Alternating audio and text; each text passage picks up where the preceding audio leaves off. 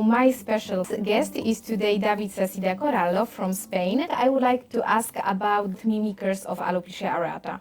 Well, you know that alopecia areata can be confused with some conditions of the scalp, and there are a lot of conditions that show black dots, broken hairs, almost also exclamation mark hair. So it is very common to misdiagnose alopecia areata. So trichoscopy plays a very significant role to rule out other conditions.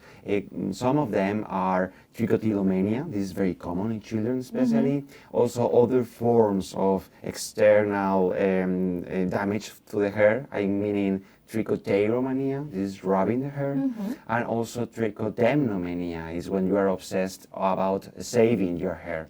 So these conditions can happen, but there are others that at first you don't think that can be misdiagnosed as alopecia areata, but they can, like dissecting cellulitis of the scalp, also lupus, discoid lupus. Discoid lupus shows yellow dots, shows some blood alterations in blood vessels. I mean, so you can detect that blood vessel alterations to think about discoid lupus and then do the biopsy. But the trichoscopy gives us so many interesting clues to diagnose that. So I would like to ask if you perform trichoscopy in every patient with hair loss, or sometimes you had this idea to, oh, okay, I'm too tired, I will not perform it.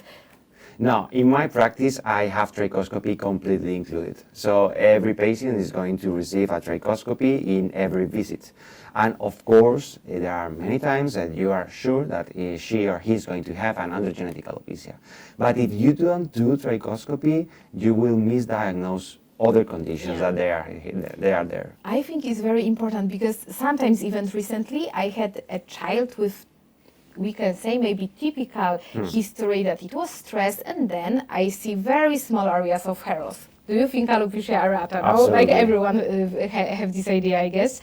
But then I put video dermoscope and I saw typical feature of trichotillomania. So, and these cases make me sure that I really need to perform trichoscopy, even if I'm very tired. And I would also ask about biopsy in type of scarring alopecias.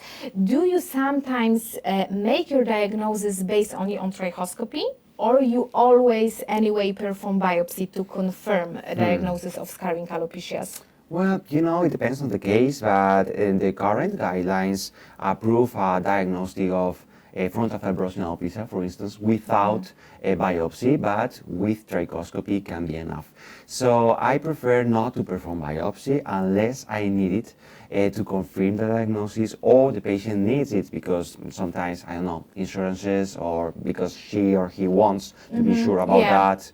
And or maybe you want to make the patient reassure the diagnosis because they are not convinced enough. And sometimes for research, because biopsies sometimes are required to do some research.